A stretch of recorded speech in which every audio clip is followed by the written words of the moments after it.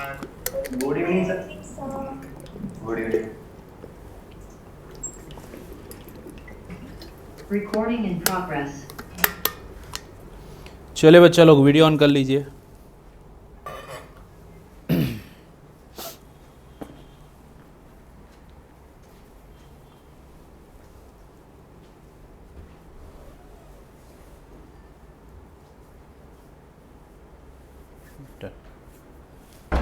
कौन फास्ट बच्चा लोग वीडियो ऑन करिए आज।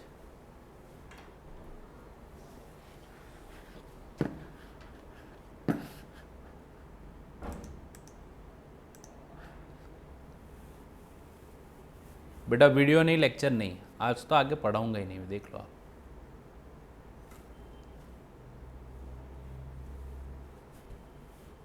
बच्चे मेरे साथ चीटिंग करते हैं।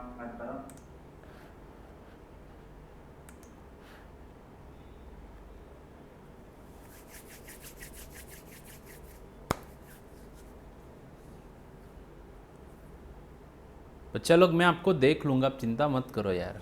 आपका ऐसा है कि सर नहीं देख पाएंगे, ऐसा नहीं बेटा, मैं देख लूँगा आप लोगों को। चलिए फास्ट, 1 मिनट दे रहा हूँ बेटा, सेटअप कर लीजिए। 1 मिनट दे रहा हूँ, सेटअप कर लीजिए जल्दी से। जो सो रहे थे बेटा खड़े हो जाए और बैठे बैठे लेक्चर अटेंड करें।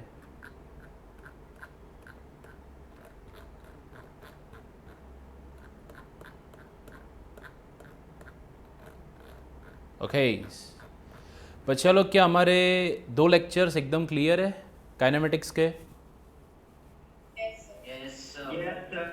बहुत बढ़िया। ओके तो सुन लो मुझे अच्छे से बेटा। अभी फर्स्ट लेक्चर में सिंपल मैंने मोशन का और रेस्ट कंडीशन का और टाइप्स ऑफ मोशन का आपको छोटा सा इंट्रोडक्शन दिया था। उसके बाद सेकेंड लेक्चर में बेटा मैंने पाथ लेंथ और डिस्प्लेसमेंट का पूरा डिस्कशन किया आपके साथ। अब बेटा नेक्स्ट लेक्चर, अब मतलब जो आज का है, that is based on speed and velocity. बेटा ये पूरा lecture based on speed and velocity. So speed और वेलोसिटी में आगे बढ़ने से पहले uniform motion and non uniform motion किसको हम बोलते हैं? What is uniform motion and what is non uniform motion? तो बच्चा लोग, नहीं बेटा अभी सुनो सिर्फ मुझे। What is uniform motion and non uniform motion? तो यूनिफॉर्म मोशन और नॉन यूनिफॉर्म मोशन बेटा दोनों सिर्फ और सिर्फ डिस्टेंस से बाइफरगेट होते हैं। किससे बाइफरगेट होंगे? डिस्टेंस से। अब बेटा यस, अब एक बात कंफर्म है कि बॉडी मूविंग कंडीशन में है, मोशन में है, मतलब उसके पास बेटा वेलोसिटी तो होगी। सपोज वो वेलोसिटी चेंज हो रही है या स्पीड चेंज हो रही है तो उसके पास एक्सेलरेशन भी होगा। बेटा लोग काइनेमेटिक्स में आपको ये 3 फंडामेंटल फिजिकल क्वांटिटीज़ की लिंक पता होनी चाहिए। एक डिस्प्लेसमेंट, एक वेलोसिटी और एक एक्सेलरेशन। मतलब डिस्प्लेसमेंट से वेलोसिटी मिलेगी, वेलोसिटी से एक्सेलरेशन मिलेगा। बेटा ये तीनों इंटरकनेक्टेड फिजिकल क्वांटिटीज़ है, क्योंकि इन तीनों फिजिकल क्वांटिटी बेटा एक दूसरे से ही बने हैं, हम ऐसा बोल सकते हैं। तो पाथ लेंथ और डिस्प्लेसमेंट तो बेटा हमारा क्लियर हो गया, वो इजीली कवर हो गया है। उसमें कुछ क्वेश्चंस है, लेकिन बेटा क्वेश्चंस का एक पूरा लेक्चर ही मैं रखूँगा कि जिसमें हम पाथ लेंथ, डिस्प्लेसमेंट, स्पीड और वेलोसिटी पे सारे क्वेश्चंस ही सॉल्व करेंगे। और उसके ऊपर नेक्स्ट लेक्चर में मतलब कल आपको एक डीपीपी भी मिलेगी कि जिसको आपको पूरी होमवर्क में सॉल्व करनी है, और उसका डिस्कशन हम नेक्स्ट लेक्चर में करेंगे। आज का लेक्चर बेटा अभी भी थियोरिटिकल ही रहेगा। सो यूनिफॉर्म मोशन में बेटा उसकी डेफिनेशन बहुत सिंपल है, सीधा डिस्टेंस से ही हमने बाइफरगेट किया है। If an object is moving along a straight line covers equal distance at equal intervals of time. बेटा वो इंटरवल कितना भी छोटा हो सकता है या बड़ा हो सकता है, लेकिन अपने टाइम के इंटरवल्स कर दिए हैं तो इक्वल इंटरवल में बेटा वो इक्वल डिस्टेंस कवर करेगा। दैट मीन्स कि ये जो उसका मोशन है that is uniform motion along a straight line, uniform motion along a straight line. Simple example है बेटा कि यहाँ पे जो कार है, येलो कलर की कार बेटा, पॉइंट ए से सपोज अपना मोशन स्टार्ट कर रही है बेटा, ये ए से बी गया और ये बी से सी गया। So distance cover from A to B is 10 metre in 1 second. Distance cover from B to C is also 10 meter in 1 second. और बेटा आगे C to D भी 1 सेकेंड में वो 10 मीटर डिस्टेंस ही कवर कर रहा है। दैट मीन्स कि ये बेटा इक्वल टाइम इंटरवल, मतलब टाइम इंटरवल तू देख ले बेटा, हर एक रीजन का टाइम इंटरवल 1 सेकेंड है, 1 सेकेंड। और बेटा ये 1 सेकेंड में 10 मीटर डिस्टेंस कवर कर रहा है। So that type of motion is uniform motion along the straight line. क्या हमारी बात खबर पड़ा कि नहीं पड़ा? यस सर पढ़ा। Yes, very good. तो बच्चा लोग यही है आपकी uniform motion along straight line. तो कि सर नॉन यूनिफॉर्म मोशन क्या होता है वो भी बता रहा हूँ, लेकिन बेटा आगे बढ़ने से पहले मैं यहाँ पे पूरी डिस्कशन अब करना चाहूँगा वेलोसिटी और स्पीड की। बेटा पूरी डिस्कशन अब आपके साथ में करना चाहूँगा वेलोसिटी और स्पीड के बारे में।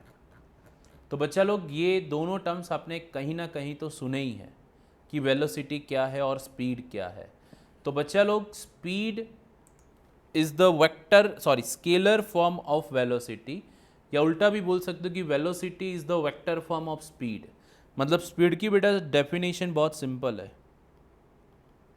टोटल डिस्टेंस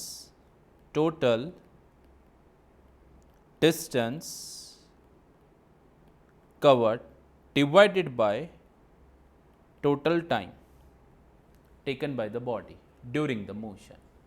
मतलब बेटा डिस्टेंस, टोटल डिस्टेंस की बात है। सो टोटल डिस्टेंस को मैं रिलेट कर सकता हूँ, या मैं इसको बोल सकता हूँ this is equals to path length, and the path length divided by time, path length divided by time. So beta path length divided by time, that gives you the speed of any object.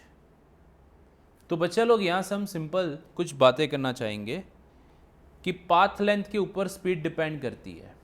That means कि speed is also scalar physical quantity, क्योंकि बेटा जो path length है वो भी scalar physical quantity है, time भी scalar physical quantity है। So speed is also scalar physical quantity. Okay, path length डिंगला लोग ऑलवेज पॉजिटिव होती है, और जो टाइम होता है बेटा वो भी ऑलवेज पॉजिटिव होता है। आपने कभी टाइम नेगेटिव सुना है कि आज अभी कितने बजे? तो कि सर -7 बजे। रामलाल है क्या? बेटा टाइम कभी नेगेटिव में नहीं हो सकता है। सो पाथ लेंथ भी ऑलवेज पॉजिटिव में, टाइम भी ऑलवेज पॉजिटिव में। दैट मीन्स कि स्पीड भी बच्चा लोग ऑलवेज पॉजिटिव ही होगी। सो speed is always positive in nature. तो क्या ओके सर?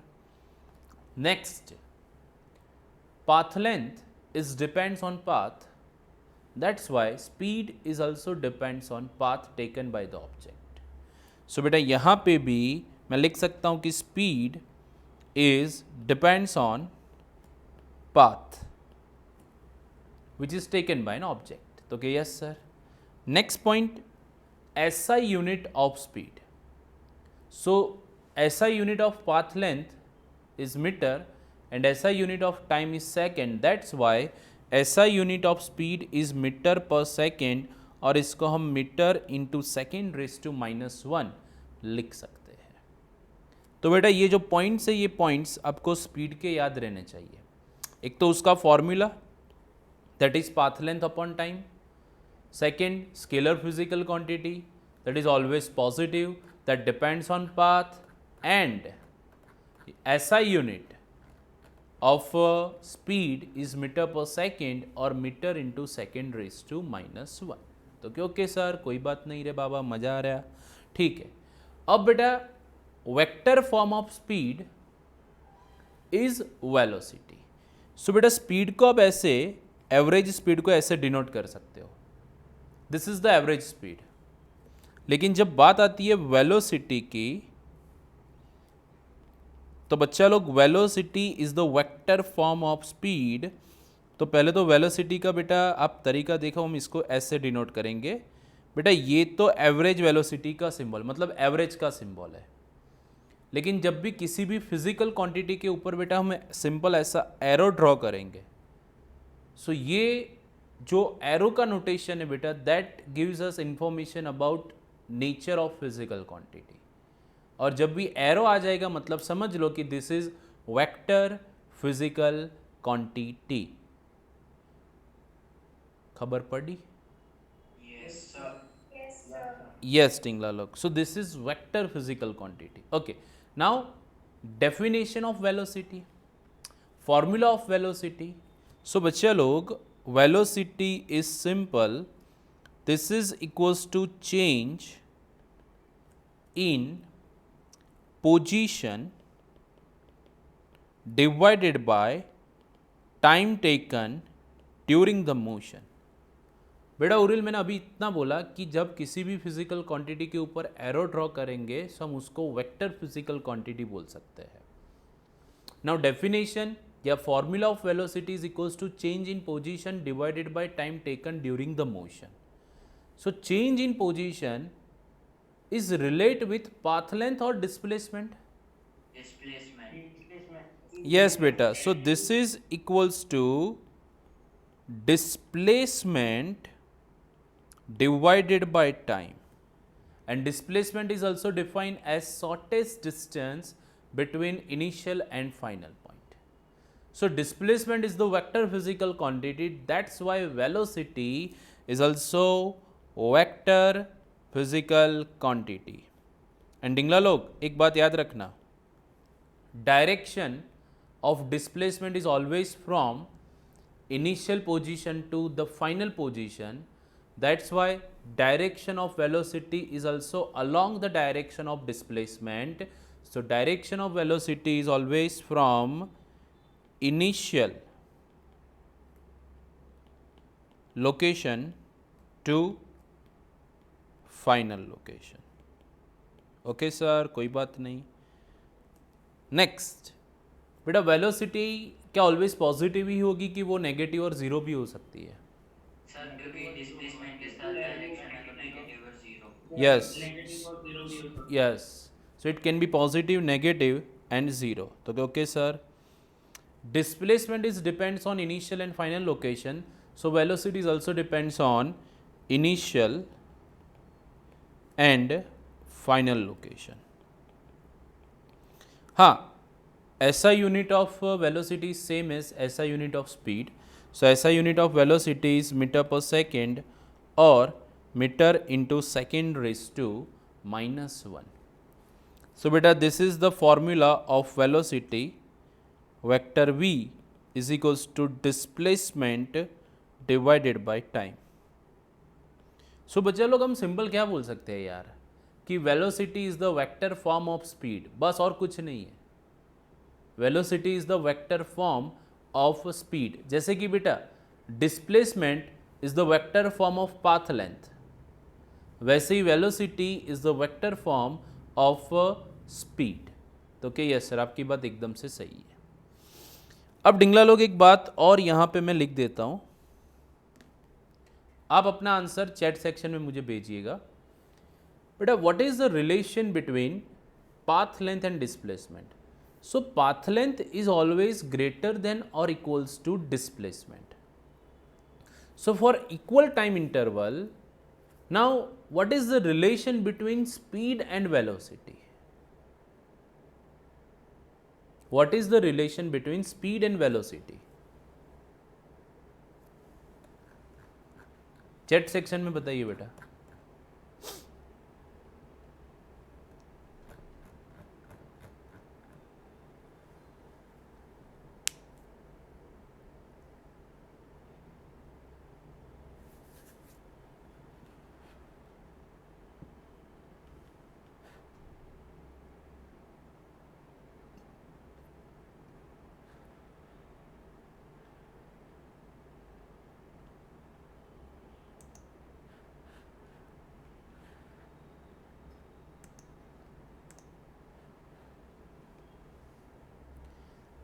बेटा speed is always greater than or equals to velocity for same time interval, for same time interval. Speed is always greater than or equals to velocity. तो बेटा speed velocity से ज़्यादा हो सकती है, तो क्या यस सर। स्पीड और वेलोसिटी इक्वल हो सकते हैं, तो यस सर। लेकिन क्या वेलोसिटी स्पीड से ज़्यादा हो सकती है, तो क्या सर नो सर। ये कभी पॉसिबल नहीं है कि वेलोसिटी स्पीड से ज़्यादा हो।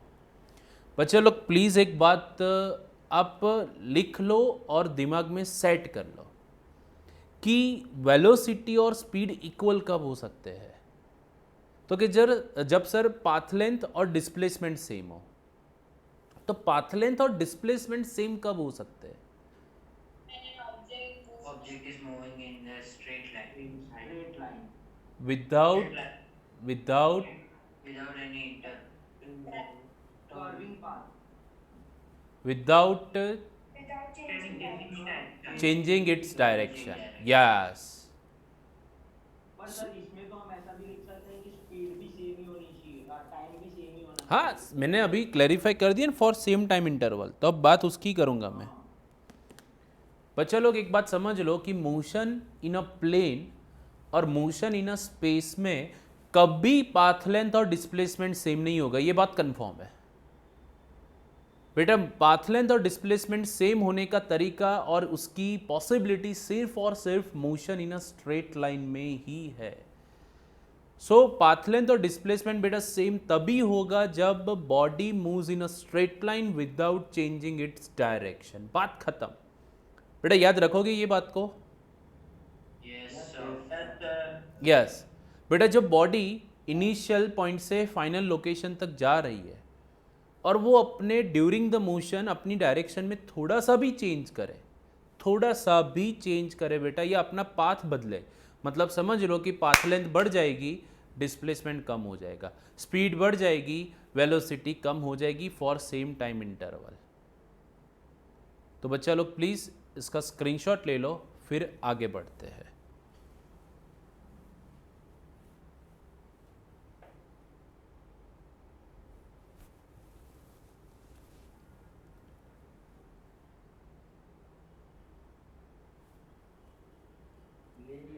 ओके डन बच्चा लोग।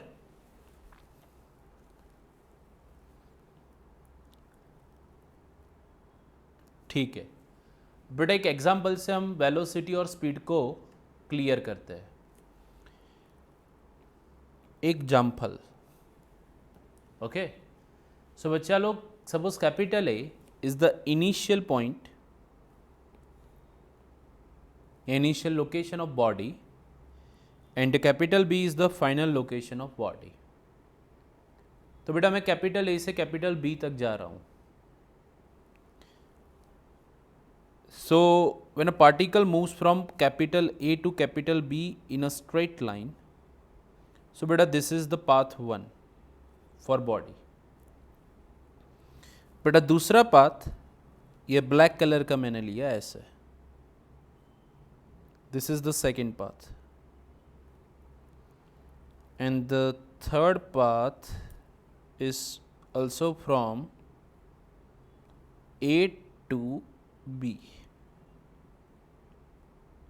ओके बेटा कुछ डेटा मैं आपको दे देता हूँ।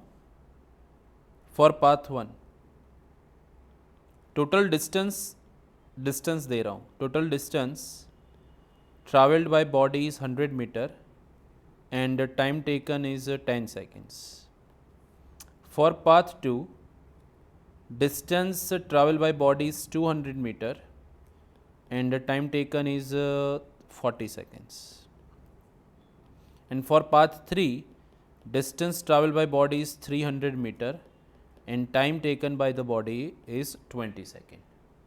So बेटा आपको हर एक केस के लिए स्पीड और वेलोसिटी फाइंड करनी है। So बच्चा लोग फर्स्ट पाथ के लिए सुनते रहो, पूरा क्वेश्चन मैं सॉल्व करवा रहा हूँ, आप सिर्फ देखो मैं कैसे सॉल्व कर रहा हूँ और कॉन्सेप्ट के ऊपर बेटा आप थोड़ा सा कॉन्सेंट्रेट करो। फर्स्ट मुझे पाथ स्पीड फाइंड करनी है, तो स्पीड का बेटा सीधा बेसिक फॉर्मूला दिमाग में स्ट्राइक होना चाहिए। तो कैसे, that is path length divided by time, and the total distance cover in first path is 100 metre and time is 10 seconds. So speed is 100 by 10, that is equals to 10 meter per second, and speed has only beta numerical value, it has no direction. And same beta for first case, velocity of the body is equals to displacement by time. So for first case beta मैं ऐसा बोल सकता हूँ कि path length is equals to displacement. क्या मैं सही हूँ? Yes, sir. यस बेटा, path length is equals to displacement. Yes बच्चा लोग, सो यहाँ पर पाथ लेंथ भी डिस्प्लेसमेंट भी 100 होगा और टाइम 10 है, तो वेलोसिटी भी होगी 10 मीटर पर second, and from initial location to final location, so direction of velocity is from A to B. तो क्या यस सर, आपकी बात बहुत सही है। सेकेंड पाथ के लिए beta speed, so distance traveled in second path is 200 meter and the time taken by the body is 40 seconds, so speed is 5 meter per second. But beta what is the displacement for second path? 100 upon 40. Yes, displacement for second path is also 100 meter, क्योंकि displacement is depends on initial and final position and the shortest distance between A and B, that is 100 meter. So beta this is 100 by 40, that is equals to 2.5 meter per second, and this is also from A to B. तो क्या हो sir, बात तो आपकी बहुत बढ़िया है। And beta for third path, speed is equals to 300 by 20. So beta this is equals to 15 meter per second, and velocity will be, yes, 100 by 20 seconds. So this is 5 meter per second and direction is from A to B. Yes बेटा, पूरा question आप इसको analyse कर दो कि मैंने इसको कैसे सॉल्व किया। फिजिक्स में बच्चा लोग एक बात याद रखना, प्लीज़ थोड़ा सा सीरियस हो आज के लेक्चर में। बेटा फिजिक्स में एक बात याद रखना कि कुछ भी आप रटोगे ना तो आप बर्बाद हो जाओगे।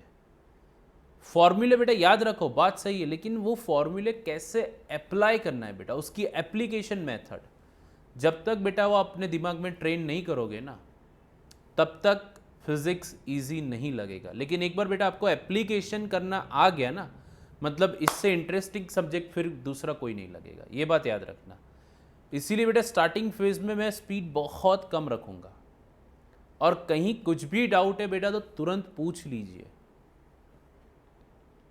तुरंत पूछ लीजिए बच्चा लोग, कहीं भी डाउट मत रखिए। डेल्टा क्या हो? क्या बच्चा लोग? डेल्टा के छोटे से छोटे वैल्यू ना सर। डेल्टा कहाँ लिखा मैंने? डेल्टा एक्स अपॉन डेल्टा की आपने फॉर्मूला लिखा था। Delta means, okay sorry, delta means बेटा चेंज, डिफरेंस, और difference always final minus initial होता है, ये बात याद रखना। जैसे कि एक मिनट बेटा, पहले इसका स्क्रीनशॉट ले लो। ये न्यूमेरिकल में कोई डाउट? No doubt. यस बेटा, इसमें एक बात सुनो सुनो सुनो, मेरी बात सुनो बच्चा लोग, इसमें तीनों केस में डिस्प्लेसमेंट सेम हो रहा है, लेकिन फिर भी वेलोसिटी तीनों केस में सेम नहीं आ रही है, क्योंकि उसका जो टाइम है वो टाइम डिफरेंट है। मतलब वेलोसिटी क्या सिर्फ डिस्प्लेसमेंट पे डिपेंड करती है? तो क्या नहीं सर, आपने कितने टाइम में ये कवर किया डिस्टेंस, वो उसके ऊपर भी डिपेंड करती है।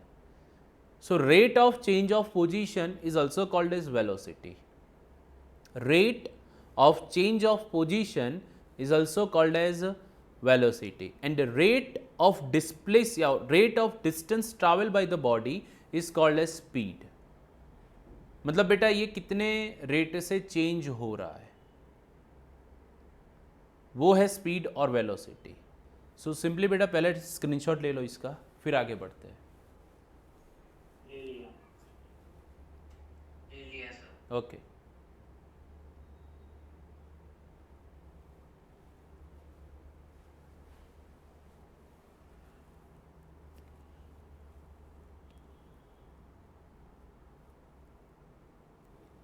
ओके अब डेल्टा का मीनिंग बेटा तू पूछ रहा है तो उसका भी एग्जांपल सही करवा देता हूँ मैं।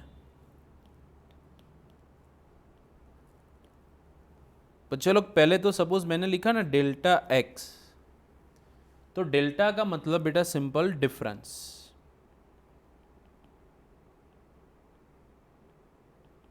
And delta x is equals to final location minus initial location. बेटा difference always final minus initial होता है, फिर वो पॉजिटिव भी हो सकता है नेगेटिव भी। पॉजिटिव हो तो ऐसा मान लो कि ये बढ़ रहा है, नेगेटिव हो तो मान लो ये डिक्रीज हो रहा है। सो बेटा this is equals to return as final location minus initial location. वैसे ही delta t is T2 minus T1, this is equals to final time minus initial time. तो यही फॉर्मेट में एक एग्जांपल करवा देता हूं। देखिए बेटा x axis positive x axis और ये negative x axis, origin point A point B point C, +10 20 30, ठीक है, -10 -20 और -30 अभी रहने दो इसको। बेटा इनिशियल लोकेशन उसका O है और फाइनल लोकेशन C है। तो स्टॉप वॉच मैंने स्टार्ट की बेटा 0 सेकेंड पे वो I पे था और 4 सेकेंड के बाद वो F पे मतलब C पॉइंट पे है। तो अब यहाँ पे वेलोसिटी तू कैसे फाइंड करेगा? Velocity is equals to delta x by delta t. Delta x को मैं लिखूंगा x f minus x i by t f minus t i. अब बेटा तू ही बता मुझे फाइनल लोकेशन कौन सी लिखूं मैं? 30। Initial location 0, 4 minus 0, so 30 by 4, answer is 7.5 metre पर second from O to C। तो ये डेल्टा का मीनिंग है। अब बेटा मुझे आप सॉल्व करके बताओ। सपोज मेरी इनिशियल लोकेशन -20 मीटर है, मैंने स्टॉप वॉच बेटा 4 सेकेंड पे स्टार्ट की थी, 4th सेकेंड पे स्टार्ट की थी, ठीक है। अब फाइनल लोकेशन मेरी, थोड़ा सा दिमाग बेटा दौड़ाना पड़ेगा यहाँ पे, फाइनल लोकेशन मेरी B है और स्टॉप वॉच वहाँ पे बेटा मैंने स्टॉप की तो वो टाइम पे रीडिंग था 10 सेकेंड, मतलब बॉडी बेटा ऐसे जा रही है। अब ऐसे केस में वेलोसिटी फाइंड करो।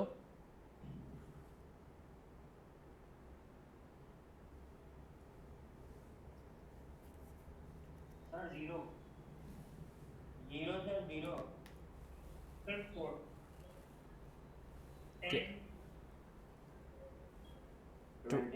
20/3 बेटा 0, 6 point something आती है सर, यस 6.666। यस। बच्चे लोग आंसर देने से पहले 2 बार सोच लो कि आप क्या बोल रहे हो। यार क्लियर कट दिख रहा है कि बॉडी मूव कर रही है एक जगह से दूसरी लोकेशन पे और उसकी वेलोसिटी 0। बेटा यहाँ से मैं सपोज रनिंग करता कांकरिया पहुँच गया तो मेरी वेलोसिटी 0, ऐसा।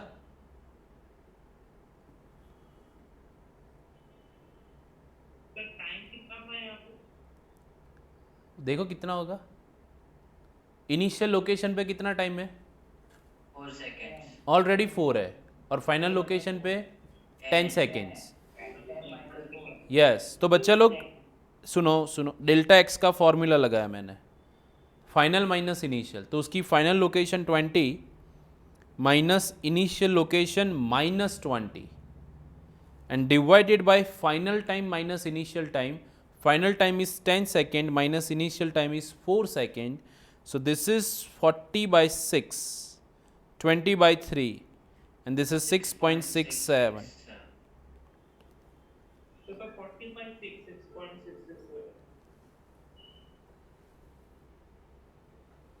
स्क्रीनशॉट ले लो बच्चा लोग।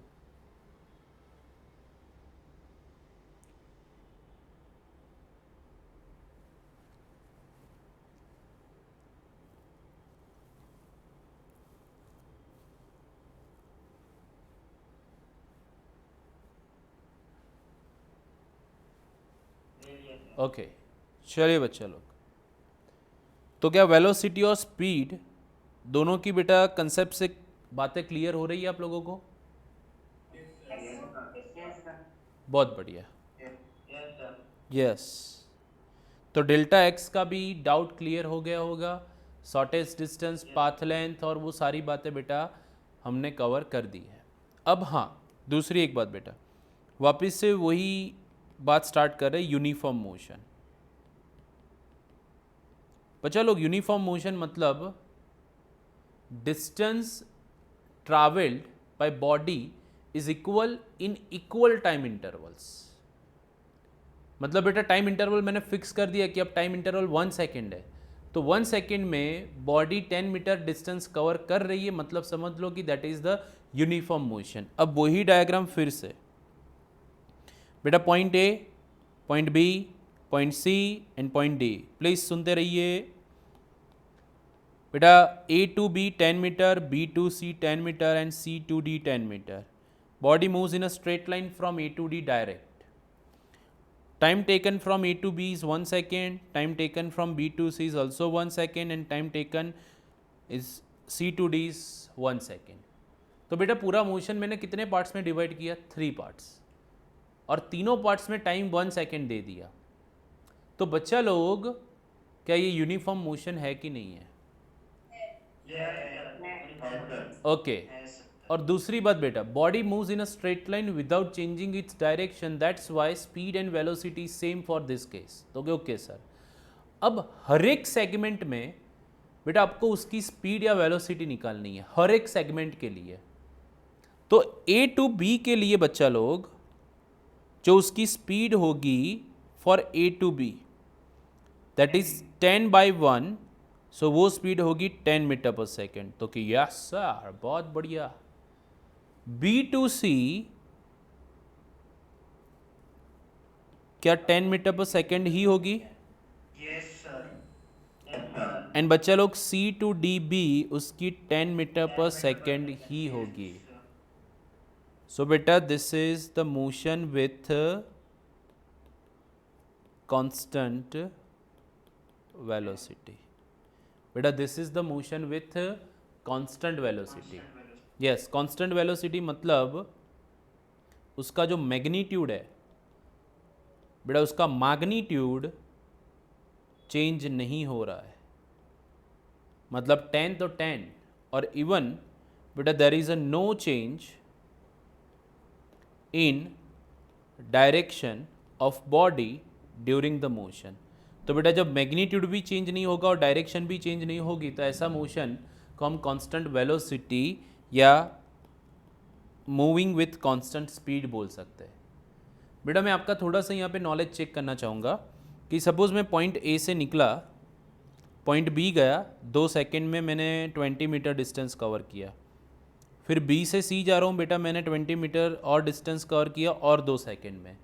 तो बच्चा लोग, क्या ये केस में स्पीड और वेलोसिटी सेम होगी?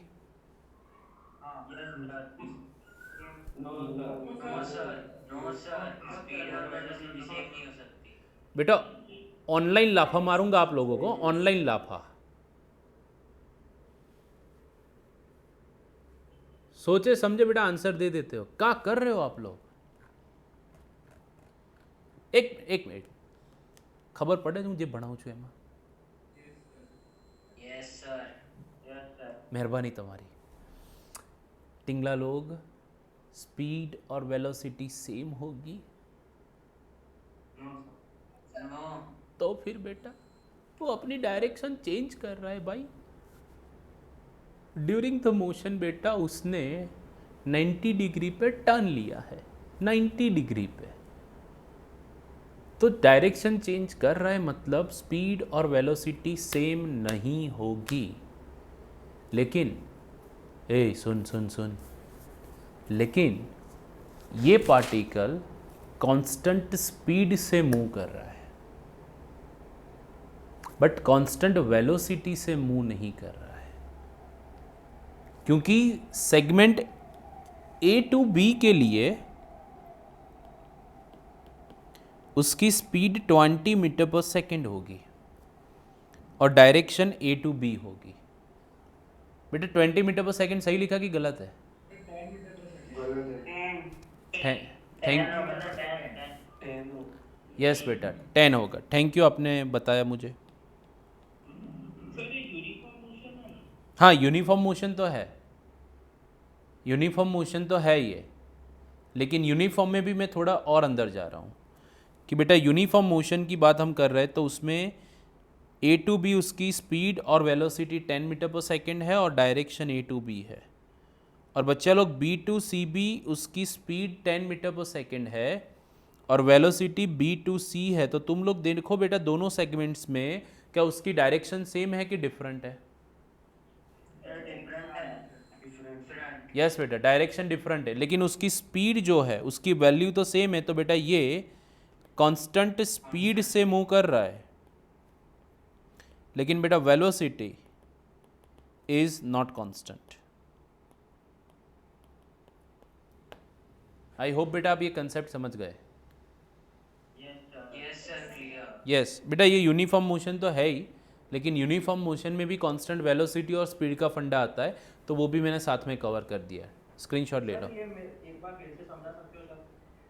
बेटा। इसमें स्पीड का पता चला पहले? हाँ सर, स्पीड तो दोनों में यानी 10 मीटर पर ए टू बी और बी टू सी से पता चल गया। ओके फिर दोनों सेगमेंट्स के लिए ए टू बी और बी टू सी में वेलोसिटी का मैग्नीट्यूड कितना है? 10। और सर वेलोसिटी का मैग्नीट्यूड मैग्नीट्यूड 10 होगा। 10, लेकिन दोनों सेगमेंट्स में बेटा जो वेलोसिटी है वो वेलोसिटी की डायरेक्शन सेम है कि डिफरेंट है? सर डायरेक्शन डिफरेंट है, एक में वेस्ट ईस्ट है और एक में साउथ है। यस अब डायरेक्शन डिफरेंट है मतलब समझ ले कि velocity during the motion change हो रही है, क्योंकि ओवरऑल उसका मोशन ए से सी हुआ और ओवरऑल मोशन ए टू सी में बेटा उसकी डायरेक्शन कांस्टेंट नहीं रह रही है, वो अपनी डायरेक्शन 90 डिग्री पे चेंज कर रहा है। मतलब डायरेक्शन में चेंज हो गया तो वेलोसिटी में भी चेंज हो गया। समझ आया आप? Okay sir. हाँ यस ये फंडामेंटल बेटा बात है।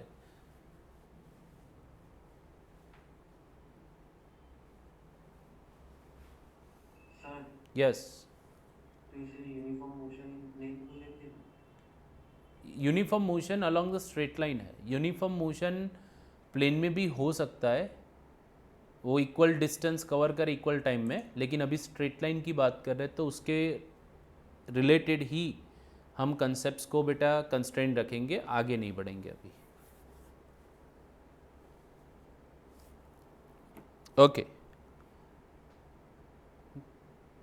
बढ़ो आगे बेटा। Yes sir. Yes yes sir. अब दूसरी बात आती है बेटा नॉन यूनिफॉर्म मोशन।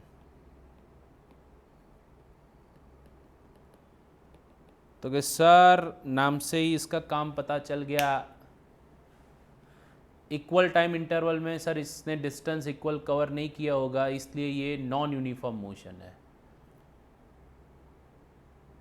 मतलब बेटा ये डिस्टेंस इक्वल कवर नहीं करेगा, बहुत सिंपल सी बात है। तो कि यस सर एग्जांपल देख लो बेटा, ये पूरा motion A to B, B to C and C to D. A to B is 10 meter, for segment B to C is 20 meter, and for segment C to D is 30 meter. So A to B time taken by body is 1 second, B to C is time taken by body is 1 second, and C to D is time taken by body is also 1 second. So बेटा हर एक segment में क्या time interval same है? Yes sir. Yes, but distance traveled by body in each segment is different. So for segment AB, speed या velocity of body is 10 meter per second. For segment BC, speed of body is 20 meter per second, and for segment CD, speed of body is या velocity of body is 30 meter per second. So there is some increment in the velocity and speed of the body. बेटा हाँ, ये non uniform motion का concept है, तो कि yes sir, क्योंकि equal time interval में इसका डिस्टेंस इक्वल ट्रैवल नहीं हो रहा है. सामने हमने स्पीड देखा तो स्पीड उसकी 10 मीटर पर सेकेंड थी, फिर 20 हो गई, फिर 30 हो गई, तो बेटा ये अपनी स्पीड इंक्रीज कर रहा है और स्पीड या वेलोसिटी अभी इसकी इंक्रीज हो रही है. सो बेटा there is a some change in speed या there is a some change in velocity. So change in velocity per 1 second is I think 10 metre पर सेकेंड. बेटा 1 सेकेंड के बाद इसकी वेलोसिटी 10 मीटर पर सेकेंड से इंक्रीज होके कितनी हो गई? 20 यस बेटा. So velocity gain by body is 20 minus 10, that is 10 metre पर सेकेंड. और 1 सेकेंड के बाद बेटा इसकी स्पीड 20 से इंक्रीज होके 30 हो गई. So velocity gained by body in 1 second is also 10 meter per second. So there is some change in velocity. और बच्चा तू 9th में पढ़ के आया कि if some change in velocity happens then acceleration is produced in the body. Yes sir. Yes बच्चा लोग, जब भी वेलोसिटी में कुछ भी चेंज होगा या उसके मैग्नीट्यूड में चेंज हो या उसकी डायरेक्शन में चेंज हो बेटा, तब एक्सेलरेशन होगा होगा और होगा. लेकिन अब मुझे बताओ बेटा कि पर सेकेंड इसकी स्पीड कितनी इंक्रीज हो रही है? 10 मीटर पर सेकेंड. यस बेटा, तो मैं यहाँ पे ऐसा लिख सकता हूँ कि velocity gain in body is constant and velocity gain by body is constant. That's why this type of motion is called as constant accelerated motion. पर ऐसा कह सकते हैं कि यूनिफॉर्म एक्सेलरेशन. यूनिफॉर्म एक्सेलरेशन, सही बात है बेटा. ये एक मिनट बेटा, यूनिफॉर्म मोशन और नॉन यूनिफॉर्म मोशन की डेफिनेशन क्लियर है? Yes sir. हाँ, यूनिफॉर्म मोशन में वेलोसिटी और स्पीड कांस्टेंट रहती है या स्पीड कांस्टेंट रहती है. नॉन यूनिफॉर्म मोशन में बेटा डिस्टेंस इक्वल कवर नहीं होता है, मतलब स्पीड और वेलोसिटी कांस्टेंट नहीं रहती है. लेकिन क्या एक्सेलरेशन कांस्टेंट है? Yes. So if gain in velocity is constant, so acceleration is also constant. क्योंकि एक्सेलरेशन का बेटा फॉर्मूला तो सुना होगा, change in velocity bye time, and change in velocity constant तो एक्सेलरेशन भी कांस्टेंट. ओके बेटा, आपके लिए एक मिनट बेटा. D2E और 1 सेकेंड मैंने दे दी, तो D2E कितना डिस्टेंस कवर करेगा? ये 40 मीटर पर सेकेंड. 40 मीटर. बहुत बढ़िया. और ये सेगमेंट में उसकी जो स्पीड होगी वो होगी 40 मीटर पर सेकेंड. तो बच्चा लोग प्लीज़ देखो, हर एक सेगमेंट में उसकी स्पीड 10 बढ़ रही है. और अभी एक्सेलरेशन मैंने नहीं पढ़ा, तो एक्सेलरेशन में नहीं जाना है तो छोड़ो, लेकिन आपको 9th स्टैंडर्ड के कंसेप्ट याद है तो मैं एक्सेलरेशन का बोलूँ बेटा? बोलूँ कि नहीं बोलूँ, आप ही बताओ. यस, क्योंकि एक्सेलरेशन के कंसेप्ट ही याद नहीं तो आपको ऐसा लगेगा कि सर क्या पढ़ा रहे पता नहीं चल रहा है.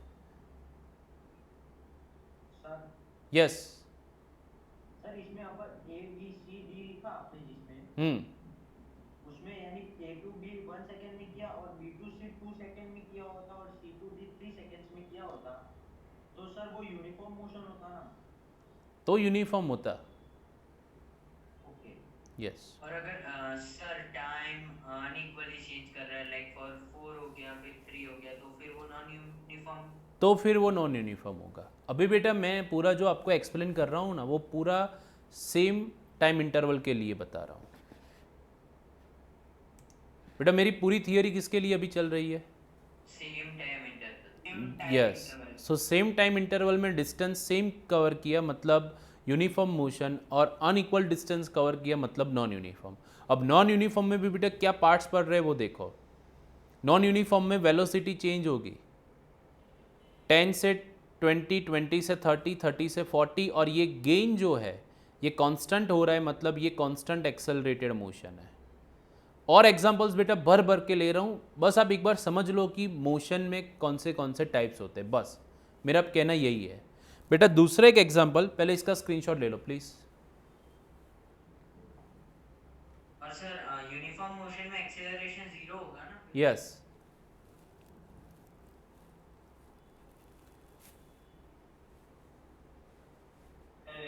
ओके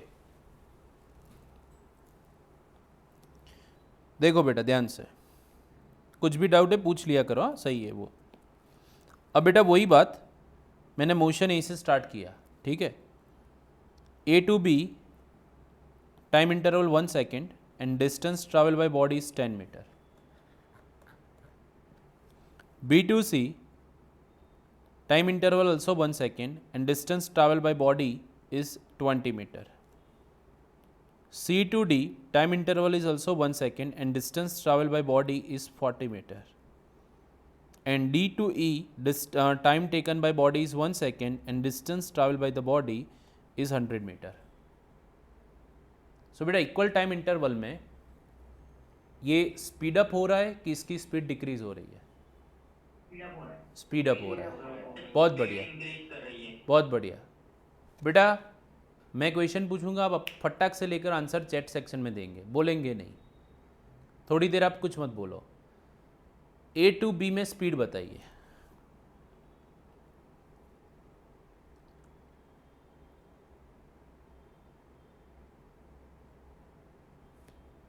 टेन मीटर पर सेकेंड, बहुत बढ़िया। B to C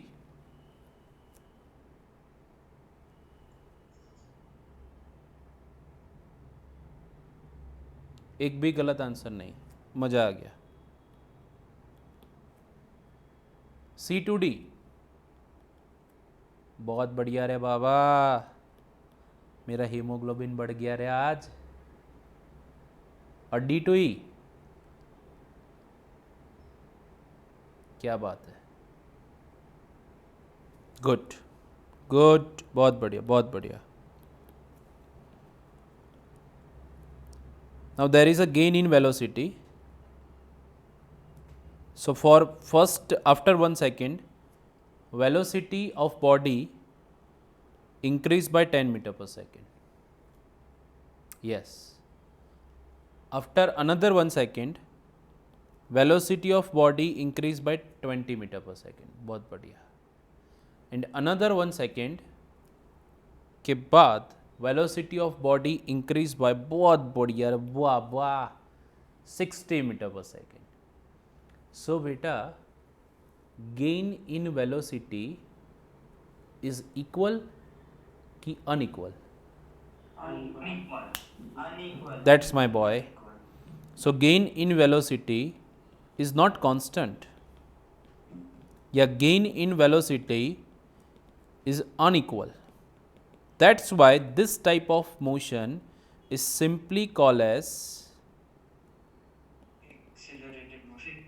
accelerated motion. आगे से कांस्टेंट निकाल दिया। जल्दी से स्क्रीनशॉट और दो एग्जांपल फास्ट। हाँ बेटा,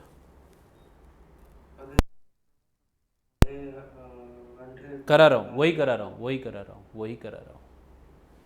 चलो डन। तो फिर वो एक्सेलरेटेड मोशन नहीं होता, डी एक्सेलरेटेड या रिटार्डेड मोशन बोल सकते हैं। चलिए स्क्रीनशॉट डन। यस यस, फटाफट। हाँ बेटा, A to B to C to D to E. एक minute, A to B to C to D to E.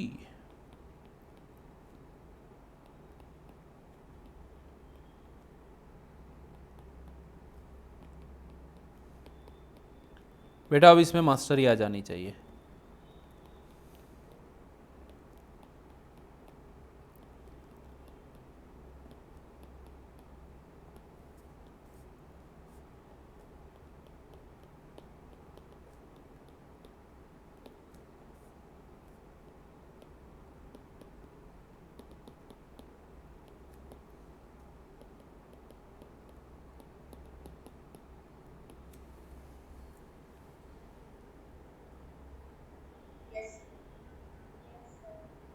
Oh yes sir.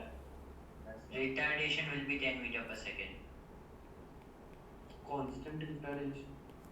Yes Constant retardation.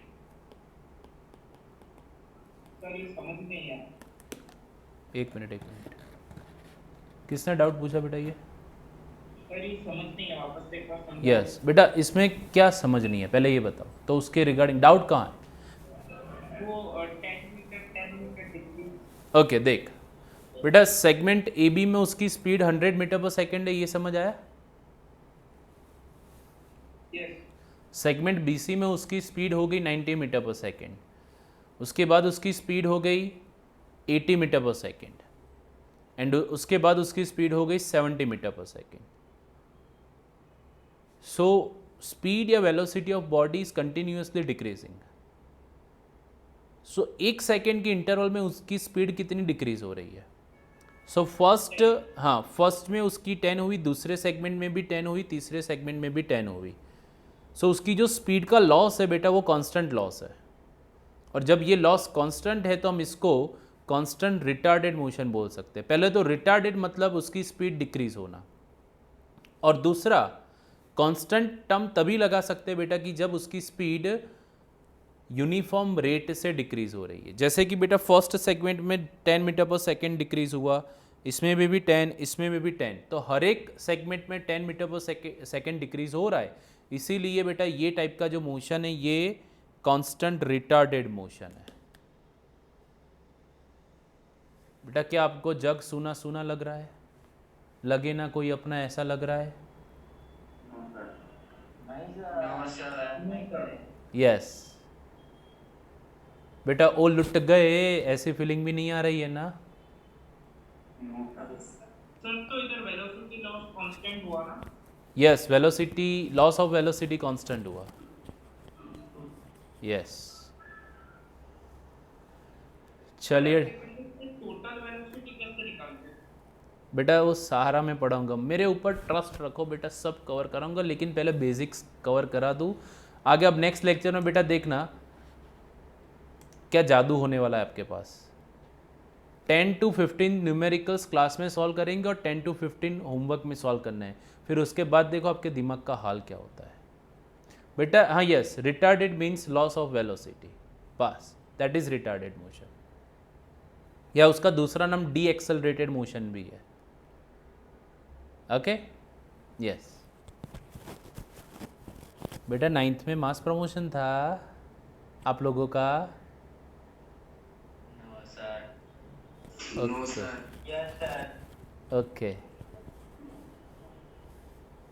Yes constant रहे खाली retarded motion, constant रहे तो constant retarded motion.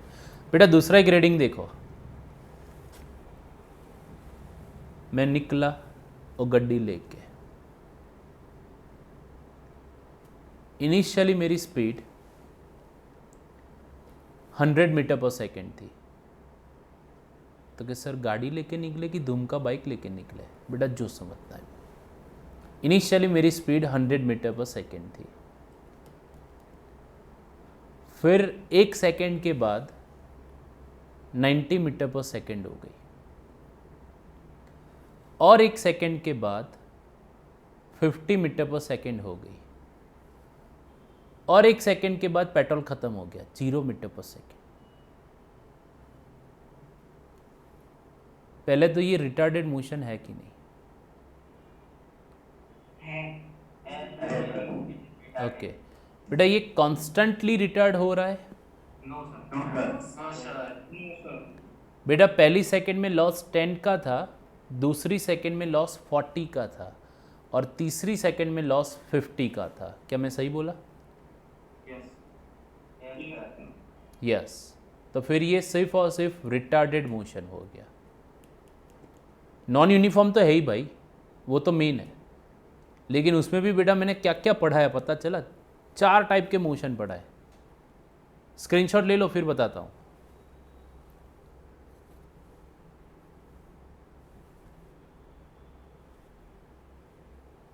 Done?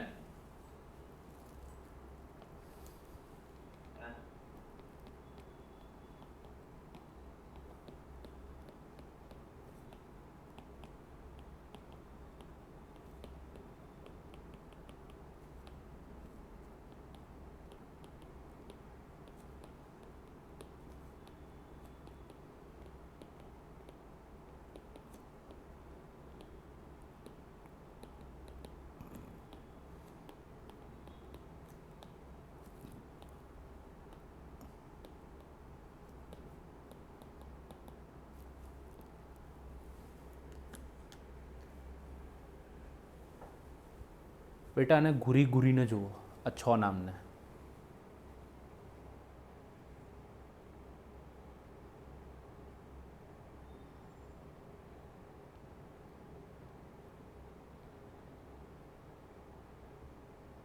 आँखों बहार ना आई जाए, खाली एनु ध्यान रखजो।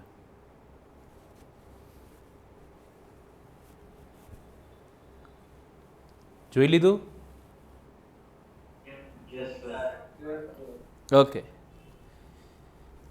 बेटा, मैं ये बात सही बोल रहा हूँ कि आगे का मेरा एक्सपीरियंस है बेटा। साइंस ख़त्म हो जाता है ना बच्चे का, फिर भी उसको बेटा ये इन सब के बीच में डिफरेंस पता नहीं होता। रट के आया है वो, पूरा 2 साल रट के ही पढ़ा है बेटा। कुछ 2 मिनट आपकी लेना चाहूँगा। आप में से यहाँ जितने भी बच्चे बेटा, आप लोगों को क्या यूपीएससी एग्ज़ाम का मीनिंग पता है और उसका कुछ इंपॉर्टेंस पता है? यूपीएससी ओके, यस, कुछ बच्चों को पता होगा और कुछ बच्चों को नहीं होगा बेटा। सुनो, यहाँ पे जितने भी बच्चे बेटा, आप सबने साइंस लेने का सोच लिया, ये बात कंफर्म है। बच्चा लोग यूपीएससी की जो एग्ज़ाम होती है, आपने आईएएस ऑफिसर आईपीएस ऑफिसर देखे होंगे, और वो जो सलमान खान की फिल्म आती थी ना बेटा, उसमें आईपीएस ऑफिसर, आईपीएस ये बैच से निकला हुआ, तो वो जो आईएएस आईपीएस ऑफिसर थे बेटा, वो सारे के सारे यूपीएससी एग्ज़ाम से पास होते। बच्चा लोग अराउंड मेरे हिसाब से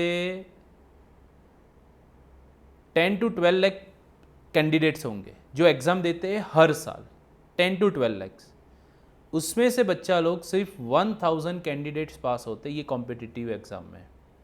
मैं पूरा किस लिए ये एग्जांपल दे रहा हूँ समझना आप बेटा। 12 लाख में से सिर्फ 1000 कैंडिडेट्स लास्ट में पास होते हैं। ये हर साल का रिजल्ट ऐसे ही बनता है, फिक्स होता है कि 1000 कैंडिडेट ही पास होंगे। ये क्लास 1 ऑफिसर बेटा, जो पूरे वर्ल्ड में 2nd नंबर पे टफेस्ट एग्जाम आती है, 2nd नंबर पे। और आईआईटी बेटा वो भी टॉप 5 में आती है, याद रखना ये बात। इतनी टफ कॉम्पिटिटिव एग्जाम है।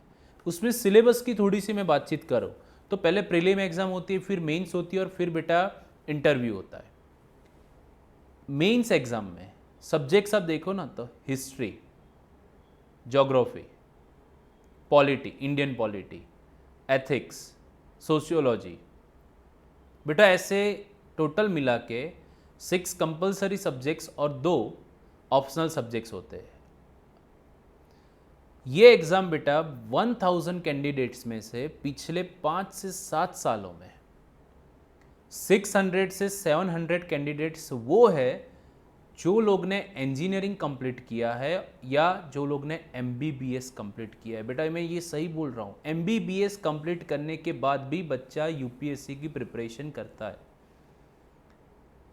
साइंस किया है बेटा आपने, आपको तो पता ही होगा कि 11 से सोशल साइंस ख़त्म हो जाता है हमारा। 11, 12th इंजीनियरिंग के 4 या एमबीबीएस के 5 साल, और मास्टर किया तो उसके, तो बेटा 7 से 8 साल तक वो स्टूडेंट ऐसे सब्जेक्ट्स के टच में नहीं होता है। लेकिन फिर भी जब वो इसकी प्रिपरेशन स्टार्ट करता है बेटा, तो सक्सेस रेशियो एमबीबीएस और इंजीनियरिंग मतलब साइंस स्टूडेंट्स के सबसे ज़्यादा आते हैं। 70% मान लो, बाकी के 30% में बेटा कॉमर्स और आर्ट्स के स्टूडेंट है। आर्ट्स का हमारे गुजरात में इंपॉर्टेंस बहुत कम है। लेकिन आउट ऑफ गुजरात बेटा बहुत अच्छे अच्छे बच्चे भी आर्ट्स लेते हैं। और आर्ट्स मतलब 10th के बाद 11, 12 पूरा उसका कॉलेज और मास्टर्स, तब तक साइंस तो दूर दूर सोशल साइंस ही आता है, हिस्ट्री, ज्योग्राफी, पॉलिटी ही वो लोग पढ़ते हैं, फिर भी बेटा वो यूपीएससी पास नहीं कर पाते। उसके पीछे का रीज़न आप में से कोई बता सकता है मुझे? ऑप्शनल सब्जेक्ट, ऑप्शनल तो 2 ही सब्जेक्ट है बेटा, बाकी तो हिस्ट्री, ज्योग्राफी, पॉलिटी तो सारे के सारे कंपलसरी है। जो आर्ट्स वाला ज़्यादा पढ़ा है, कॉमर्स वाले भी बेटा इकोनॉमिक्स कहीं ना कहीं पढ़ के आते हैं, लेकिन फिर भी साइंस वाले स्टूडेंट्स बेटा जो नहीं पढ़े होते 7 साल तक, फिर भी वो लोग ये एग्ज़ाम क्रैक कर लेते हैं।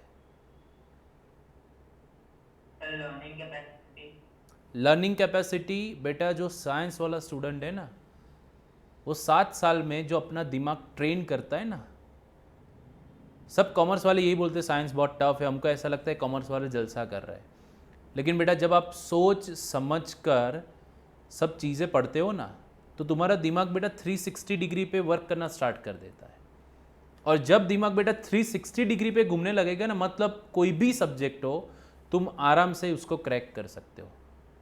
इंजीनियरिंग वाले बच्चे बेटा आपको कहीं भी दिखेंगे, कौन सी भी एग्ज़ाम हो, वो कॉमर्स वालों की एग्ज़ाम हो तो उसमें भी वो लोग होते हैं और वो पास भी करते हैं। MBA बेटा जो उनका सब्जेक्ट ही नहीं है, फिर भी क्यों इंजीनियरिंग वाले स्टूडेंट उसको सबसे ज़्यादा सक्सेस रेशियो में आते हैं?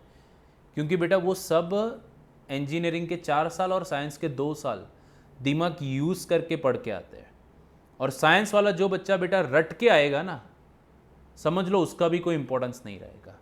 तो ओवरऑल मेरा गोल यही है बेटा ये बातचीत का कि स्टडी का इम्पोर्टेंस क्या है। स्टडी का इम्पोर्टेंस रट्टा मारना नहीं है, अपने दिमाग को ट्रेन करना, वो हमारा मेन इंपॉर्टेंस है। हाँ बेटा मुझे भी पता है कि 11th या 12th में कुछ पढ़ा है जो आपको बाद में जॉब में नहीं काम में आने वाला है, लेकिन बेटा ये बातें आपको दिमाग ट्रेन करके आगे भेजेगी। और मैंने बोला ना, एक बार दिमाग ट्रेन हो गया ना बेटा, फिर लाइफ में आप कहीं नहीं रुकोगे, ये बात याद रखना। तो ये है स्टडी की इम्पोर्टेंस। तो जब कोई बोले कि ये पढ़ रहा है, ये तुझे कहाँ काम आने वाला है, तो बेटा आप उसको ये आंसर देना आज से कि मुझे पता है कि इसका इम्पोर्टेंस क्या है। तो बेटा सारी चीज़ें आपको काम नहीं आने वाली है, मैं भी बोल रहा हूँ, लेकिन ये आपका दिमाग ट्रेन करेगा, कैपेबिलिटी बेटा आपकी बहुत अच्छी हो जाएगी। इसीलिए 10th तक तो मुझे पता ही है बेटा, सारे टीचर्स का भी मुझे पता है रट्टा ही मरवाते हैं।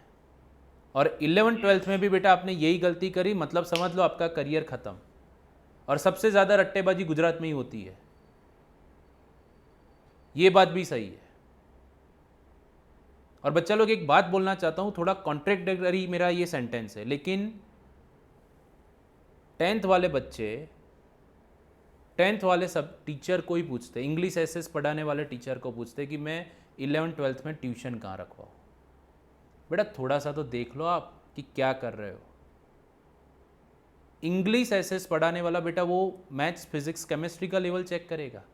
क्या मेरी बात सही है कि गलत है? बिल्कुल सही है सर, सही है 100%। बच्चा लोग तो प्लीज़ पूरा फ्लो जो कर रहा है ना वो मत करिए, दिमाग को ट्रेन आप करो, और कहाँ आपका दिमाग ट्रेन हो रहा है वो देखो। पहले बेटा बहुत आपको तकलीफ होगी, क्योंकि अभी तक तो दिमाग यूज़ ही नहीं किया है, अब यूज़ करना है तो प्रॉब्लम होगा, मुझे भी पता है, लेकिन बेटा सर्वाइव कर लिया ना, मतलब लाइफ जिंगा लाला।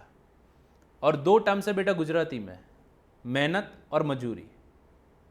ગમતું કામ મળશે ને બેટા, મહેનત જો 10th પછી પણ મહેનત છે, 12th પછી પણ મહેનત છે, મહેનત આખી જિંદગી છે, પણ ગમતું કામ મળશે ને તો બેટા મહેનત કરવાની આખી જિંદગી મજા આવશે। અને ગમતું કામ નહીં મળે અને મજબૂરીમાં કરવું પડશે બેટા, એને મજૂરી કહેવાશે। તો તમારે મહેનત કરવી કે મજૂરી એ તમારા પર છે। સો બેટા સ્ટડીનું ઇમ્પોર્ટન્સ પ્લીઝ તમે લોકો પણ સમજો, આ જ વસ્તુ તમારી લાઈફ બનાવી શકશે। બેટા રિસ્પેક્ટ જોઈતી હોય લાઈફમાં, લાઈફસ્ટાઈલ બહુ સારી કરવી હોય તો આના સિવાય બીજો કોઈ ઓપ્શન નથી। समझ गए मेरी बात को?